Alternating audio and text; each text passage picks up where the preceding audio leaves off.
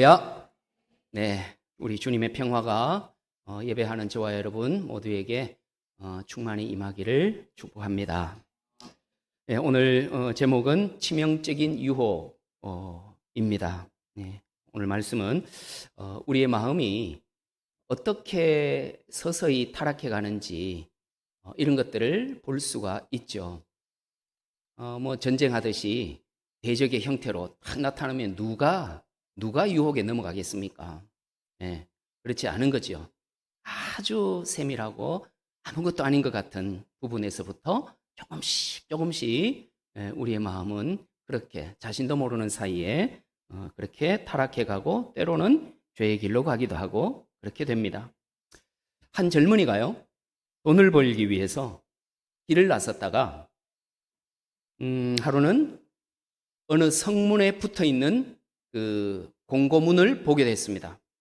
거기 그렇게 쓰여 있습니다. 나와 내기하여 이기는 사람에게는 많은 보물과 보화를 주겠다. 밑에 성주 사탄 그렇게 쓰여 있는 거예요. 예, 성주가 공지를 했고 그 성주는 사탄인 것이죠.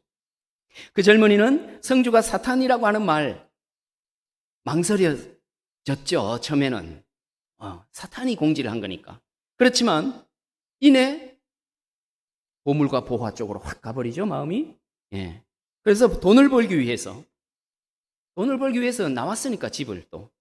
그래서 사탄의 성으로 갑니다. 자, 4개의 내용이 뭐냐 하면 13개의 술잔이 있는데 그 중에 독이 들어있지 않은 잔을 골라서 마시는 거였습니다. 예. 어느 잔이 독이 들어있는지 당연히 모르죠. 자, 그 중에 하나를 선택해서 마셨습니다. 죽었을까요? 죽었으면 얘기가 안 되죠. 예. 살아야 되죠, 이거. 예. 죽지 않았습니다. 내기에서 이겼죠, 일단 1차에서. 그래서 그는 큰 자루에다가 금화를 가득 담고는 화려한 도시로 나아가서 흥청망청 돈을 썼습니다. 금방 빈털터리가 되죠. 그러자 그는 다시 사탄의 성으로 달려갔습니다. 왜냐하면 이기면 돈이 나오니까. 예. 다시 내기를 해서 이긴 돈으로 마음껏 쓰면서 거듭하면서 점점 더 타락하게 되었습니다. 어느 날 잔뜩 술에 취해서 그만 사람을 죽이게 됐습니다. 그런데 재판장은 자기에게 돈을 내면 사형 대신에 추방형을 내려주겠다라고 말합니다. 또 돈이 필요하죠. 그래서 또다시 사탄을 찾아갔습니다. 이제 술잔은 2개밖에 남지 않았습니다. 잘못 고르면 그냥 죽는 거죠. 50%. 떨리는 손으로 하나를 골라서 눈을 딱 감고 단숨에 마셨습니다. 죽었을까요? 이때는 죽었을 수도 있고 살았을 수도 있고 둘 다 교훈은 되니까. 예. 그런데 살았습니다. 이상합니다. 눈을 딱 뜨어봤더니 눈앞에 성주 사탄이 딱 서 있는 거예요. 한편 두려웠지만 한편 내가 아직 살아있구나. 그래서 좋아서 어쩔 줄 몰라 하는 그 젊은이를 지켜보던 그 사탄이 젊은이에게 이렇게 말합니다. 어리석은 친구여, 자네는 이미 나에게 졌어. 자네는 지금 돈의 독에 빠져서 죽어가고 있는 거야. 독주만 피하면 되는 줄 알았던 거죠. 그것만이 시험이라고 생각했고, 예. 그런데 그 유혹은 그게 아니라 뭐였습니까? 그 과정에서 이미 사소한 것들이 반복되면서 마귀에게 넘어가고 있었던 거죠. 이미. 그래서 주로 많이 하는 말이 뭐예요? 악마는 어디에 있다? 디테일에 있다 그러잖아요. 막 굵직하고 그냥 결정적인 거 있는 게 아니라 아주 사소한 것에 다 숨어 있는 거죠. 예. 그걸 신경 안 쓰는 거죠. 독주만 안 마시면 된다라고만 생각하는 거죠. 예. 여러분, 현대 사회에는 이렇게 욕망을 채워줄 테니까 나를 선택하라 라고 하는 사탄의 광고가 사실 널려 있습니다. 미국인 작가 로버트 그린이라고 하는 사람이 유혹의 기술이라고 하는 책을 썼는데, 거기서 세상의 모든 것은 유혹으로 통한다 라고 했습니다. 이런 세상에서 우리가 정말 믿음을 지키고 주님만 바라보면서 살아간다는 거 얼마나 어려운지 모릅니다. 쉬운 일이 아니죠. 예수님의 12제자 중에 가룟 유다, 이 제자 역시 물질에 대한 유혹에 넘어져서 결국 인생을 망쳤죠. 망했습니다. 사탄은 우리를 치명적인 방법으로 유혹을 합니다. 나의 가장 약한 부분, 그걸 삐집고 들어오는 거죠. 약하다고 해서요, 내가 뭐 힘이 약하거나 마음이 약하거나 이런 게 아니고, 뭘까요? 내가 가장 마음 가 있는 거, 그거 흔들면 내가 다 흔들리는 거. 네. 돈 하는 사람은 돈 가지고 장난치면 금방 넘어갑니다. 그런 게 약한 부분이죠. 그래서 가룟 유다는 역시 물질에 쉽게 흔들리는 그런 제자였습니다. 사탄은 물질로 가룟 유다를 유혹해서 넘어뜨렸죠. 왜? 그가 욕심이 많은 것을 알고 있거든요. 따라서 우리는 나의 약점 뭘까? 내가 쉽게 흔들리는 부분, 그것을 우리 주님께 아뢰고 도움과 또 새 힘을 날마다 얻어야 할 줄로 믿습니다. 예수의 능력으로 마귀의 유혹을 물리치고 주님이 주시는 은혜와 복을 누리실 수 있기를 축원합니다. 자, 그러면 가룟 유다가 어떤 유혹을 받았고 그 유혹 앞에 어떻게 무너져 갔는지 살펴보면서 유혹에 대처하는 방법을 강구해 보고자 합니다. 첫 번째, 가룟 유다는 물질을 자기의 것으로 만들려고 하는 유혹, 그 유혹에 넘어졌습니다. 요한복음 12장 4절에서 6절, 우리 오늘 그 본문 앞장에 보면 활성화시켜 주세요. 이 화면을. 네. 제자 중 하나로서 괜찮습니다. 활성화되어 있습니다. 제자 중 하나로서 예수를 잡아줄 가룟 유다가 말하되 이 향유를 어찌하여 300데나리온에 팔아 가난한 자들에게 주지 아니하였느냐 하니, 이렇게 말함은 가난한 자들을 생각함이 아니요 그는 도둑이라 돈꾀를 맞고 거기 넣는 것을 훔쳐 가미러라 라고 말씀합니다. 이런 사람이에요, 유다가. 자, 이 말씀은 마리아가 자신의 옥합을 깨뜨려서 주님께 부어드리자 그것을 본 가룟 유다가 말하는 소리죠, 이게. 가룟 유다는 회계 담당하는 제자였습니다. 근데 이 가룟 유다는 자기를 위해서 혹은 자신의 일을 위해서 공동체의 돈을 빼돌릴 그런 생각을 하고 있었습니다. 그러던 차에 마리아가 옥합을 깨뜨려서 주님께 부으니까 아까운 거예요. 이거 뭐 자신이 가져갈 수가 없으니까. 그래서 차라리 구제 자금의 명목으로 돈으로 내는 게 좋지 않겠느냐라고 불만을 토로한 것입니다. 우리는 종종 유혹을 알아차리지 못하고요, 그 유혹을 기회라고 착각하곤 합니다. 유혹하고 기회는 정말 종이 한 장 차이입니다. 아담과 하와는요, 하나님과 같아진다고 하는 그것을 기회라고 착각했습니다. 그래서 선악과를 따먹었죠. 먹어버렸습니다. 좋아지는 걸로 기회로 생각했습니다. 기회였습니까? 아니죠. 또 사도행전 16장에 보면 빌립보에서 바울과 실라가 전도하다가 그만 감옥에 갇히는 일이 발생합니다.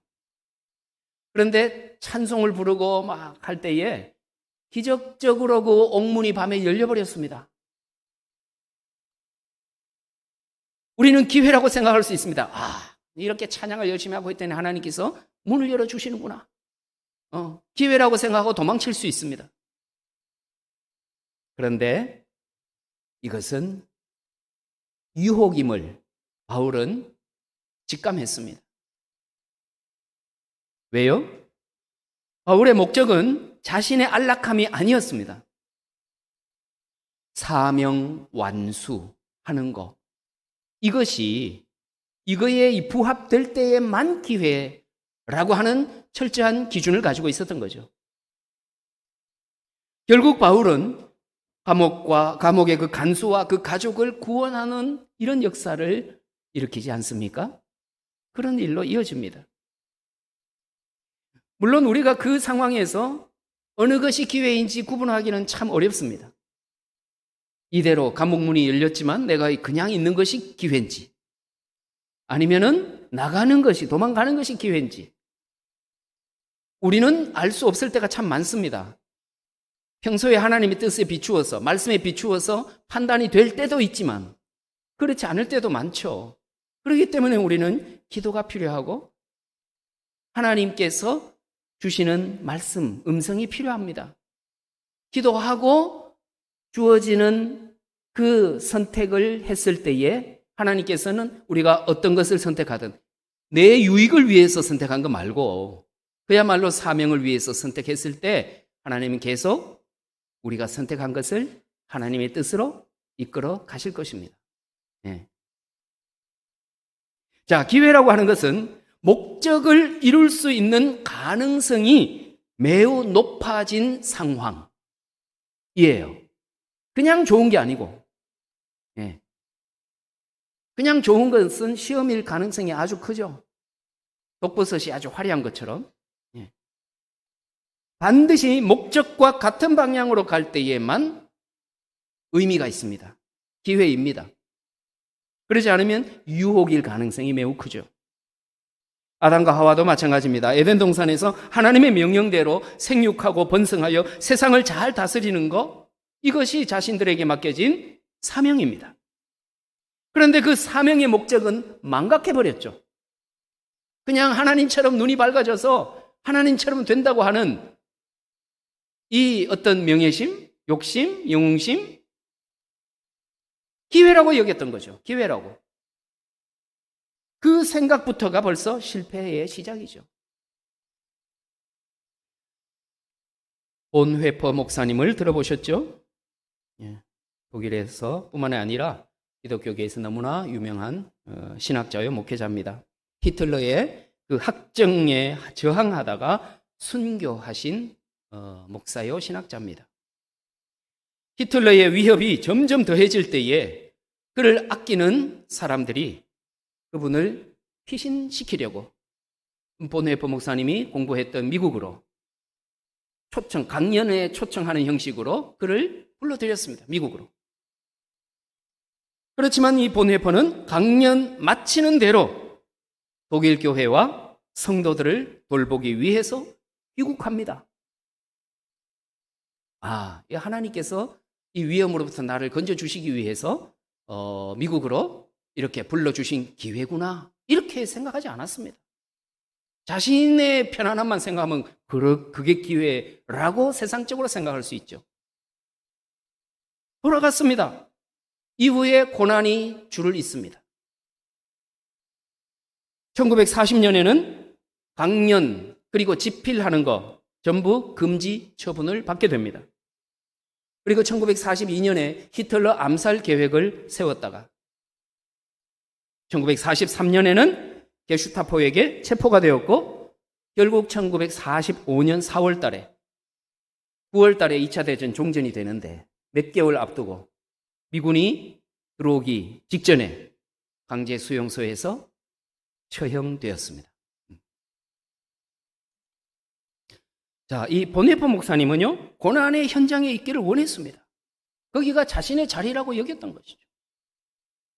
고통받는 사람들과 함께 하면서 아픔을 덜어주기를 원했습니다. 그것과 연결될 때에만 기회인 거죠, 이분에게는. 미국에 갈 문이 열린 것은 그에게 기회가 아니라 유혹이었습니다. 그가 서야 할 자리에 섰을 때 그에게 역할이 주어졌고 하나님의 사명도 이룰 수 있었던 것입니다. 하나님을 섬기고 이웃을 섬기고 그리고 직장을 섬기고 가정을 섬기고 교회를 섬기는 그 우리 각자의 자리 그것이 내가 있어야 할 자리인 줄로 믿습니다. 유분리를 따져서 목적을 버리고 사명의 자리를 떠나는 것은 유혹입니다. 그런데 우리의 욕심이 자꾸 편한 자리를 찾죠. 우리의 본능이, 육체의 소욕이, 성령의 소욕을 거슬러서. 그래서 우리는 진리보다가는 편리를 자꾸 추구하려고 합니다. 우리 인간은. 그것이 곧 우리에게 있는 죄성이죠.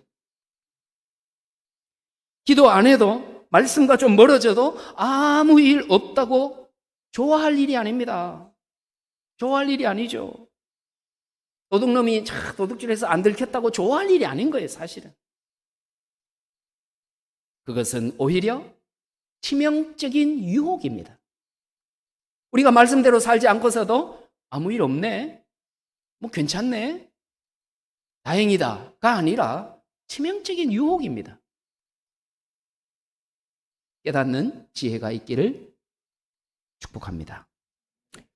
두 번째는요, 유다는요, 물질을 얻으려고 만나지 말아야 할 사람을 만나는 그 유혹에 넘어졌습니다. 가룟 유다는 돈을 훔치기 어려워지니까 이제 예수님을 팔아서라도 돈을 만들려고 했습니다. 뭐 어떤 이는 그가 뭐 혁명당에 소속되어 있어가지고 로마의 압제로부터 자기 민족을 이렇게 독립시키려고, 그렇다 치더라도 그것이 하나님의 방법과 하나님의 뜻을 우선할 수는 없습니다. 그렇죠? 예. 그래서 유다는 만나지 말아야 할 제사장을 찾아갑니다. 마태복음 26장 14절 이하에 보면 그때에 12 중에 하나인 가룟 유다라 하는 자가 대제사장들에게 가서 말하되 내가 예수를 너희에게 넘겨주리니 얼마 주려느냐 하니 그들이 은 30을 달아주거늘 그가 그때부터 예수를 넘겨줄 기회를 찾더라. 우리 역시 주님을 만나는 자리, 예배하는 자리, 그리고 기도하는 자리로 나와야 하는 사람인데, 그런데 엉뚱한 곳으로 가거나 만나지 말아야 할 사람을 만나게 되면 그것은 실패입니다. 그게 유혹으로 넘어가는 것입니다. 우리가 만나야 할 분은 주님입니다. 성도입니다. 가족입니다. 나를 신앙생활에서 멀어지게 하는 사람은 만나지 말아야 할 사람입니다. 로마 시대 집정관으로 일했던 안토니우스라고 들어는 보셨을 거예요. 안토니우스. 외모도 출중하고 웅변가로 알려질 만큼 매력적이고 아주 유력한 차기 로마의 지도자였습니다. 그러나 안토니우스가 이집트로 원정을 갔다가 거기서 누구를 만납니까? 클레오파트라를 만납니다. 이 클레오파트라의 미색에 빠져서 그만 명예와 권력뿐만이 아니라 생명까지도 잃어버리고 말죠. 우리는 매일매일의 삶 속에서 사실 유혹을 받고 살아갑니다. 그것이 돈일 수도 있고 명예일 수도 있고요. 뭐 그런 나쁠 수 있는 거 아닌 전혀 상관없는 어떤 취미일 수도 있고요. 쾌락일 수도 있습니다. 그러나 우리의 영성이 흐려지지 않으려면 기도의 자리, 은혜를 구하는 예배의 자리, 주님의 이름으로 모이는 그런 모이는 자리로 나아가야 합니다. 먹음직하고 보암직한 치명적인 유혹의 자리에는 가지 말아야지요. 분별할 수 있는 영이 있어야 되죠. 그렇기 때문에 우리는 늘 깨어 기도하고 말씀을 가까이 해야 하는 이유입니다. 안 그러면 뭐가 기회인지 뭐가 유혹인지를 분간을 못합니다. 세 번째는요, 주님을 버리고, 가룟 유다는 주님을 버리고 치명적인 유혹을 이기지 못하고 욕심을 부리다가 결국 비참한 최후를 맞이합니다. 주님이 말씀합니다. 내가 주는 떡 조각을 받아먹는 사람이 나를 팔 사람이다 라고 그렇게 말씀하시면서 가룟 유다에게 그 떡 조각을 주시죠. 가룟 유다는 아무 생각 없이 그 떡 조각을 받아들고 밖으로 나가버립니다. 30절 말씀해 보니까 유다가 그 조각을 받고 곧 나가니 밤이더라. 밤이라고 했습니다. 밤. 이 상황은 가룟 유다에게 강력하게 촉구하시는 회개의 기회입니다. 그렇죠? 회개의 기회입니다. 암시해 주셨잖아요. 이 떡 조각을 받아가는 사람이 바로 나를 팔려고 하는 자다. 그랬으면 아차하고 깨닫고 회개해야 되는데 그 기회를 놓치죠. 주님이 감성적으로 호소하시는데도 유다는 주님의 그 마음을 받지 않고 밖으로 나가버립니다. 이 시점, 요런 순간, 이 바로 망하는 사람과 흥하는 사람이 그때 결정이 되는 거죠. 아주 사소한 부분에서. 다윗이 남의 아내 밧세바를 범했을 때 나단 선지자가 비유를 들어서 책망하죠. 어떤 부자가 겨우 양 한 마리 가진 그 가난한 집에 그 양을 빼앗아서 손님을 대접했다는 거 아니에요. 듣는 사람이 얼마나 화가 납니까? 막 가서 때려주고 싶죠. 다윗 왕이 듣고 있다가 막 격분을 합니다. 그랬더니 나단 선지자가 뭐라고 합니까? 그 부자가 바로 왕이십니다. 네? 그때 다윗은 자신의 죄를 즉시 인정하고 회개합니다. 내가 여호와께 죄를 범하였노라. 평범한 사람도 쉽지 않습니다. 인정하기가. 왕입니다. 왕이 자기의 모든 권위와 자존심을 내려놓고 회개합니다. 그래서 위대합니다. 다윗이 죄를 범해서 위대한 게 아니고 회개해서 위대합니다. 왜 천국에 못 갑니까? 죄가 많아서 못 갑니까? 아니죠. 우리 모두 죄가 많은데 회개하지 못해서 천국 못 가는 거지요. 네. 죄가 있어서 천국 못 가는 게 아니고 회개하지 않아서 천국 못 가는 겁니다. 자, 그런데 가룟 유다는 어떻습니까? 주님이 계신 자리, 믿음의 자리, 거기에 함께 주님과 함께 있는 자리를 박차고 밖으로 나가버렸습니다. 그때가 밤이라고 했죠. 시간적으로도 밤이지만 뭘 의미하겠습니까? 영적인 어두움 속으로 들어가 버렸다는 것을 의미합니다. 어떻게 되었습니까? 스승을 팔아먹은 죄책감에 사로잡혀서 스스로 목을 메어 죽고 말았습니다. 그뿐 아닙니다. 사도행전 1장 20절 이후에 보면은 12사도의 명단에서 제외돼 버리죠. 빠져버립니다. 그리고 대신에 마띠아라고 하는 사람을 뽑아서 12제자에 대신 들어갑니다. 목숨도 잃어버렸죠. 직분도 명예도 다 잃어버렸습니다. 가룟 유다는 주님을 버리고 자기 욕심을 따라간 사람의 최후입니다. 누구를 따라야 하겠습니까? 치명적인 유혹의 길로 갔던 가룟 유다 경계하십시다. 바울 사도와 같이 유리해 보이는 유혹을 뿌리치고 당장은 불리해 보여도 하나님의 뜻과 주님의 목적에 충실하십시다. 예. 혹시 유혹을 기회로 어떻게 하다가 착각을 했다 할지라도 다윗과 같이 얼른 다시 사명의 길을 분별하고 돌아오십시다. 그러기 위하여 믿음의 자리, 기도의 자리, 예배의 자리를 소중하게 여기시기를 바랍니다. 주님을 가까이 하는 이 자리가 복이 있는 자리인 줄로 믿습니다. 그리하여 상황과 여건에 관계없이 언제나 임마누엘 하나님을 경험하면서 생활 속에서 승리의 기쁨을 누리시기를 주의 이름으로 축원합니다. 기도하겠습니다.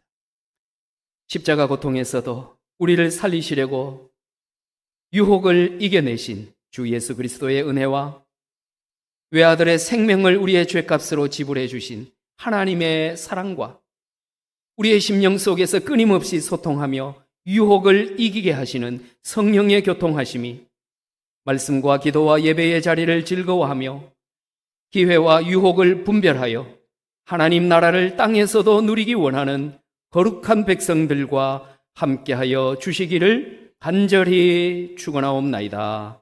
아멘.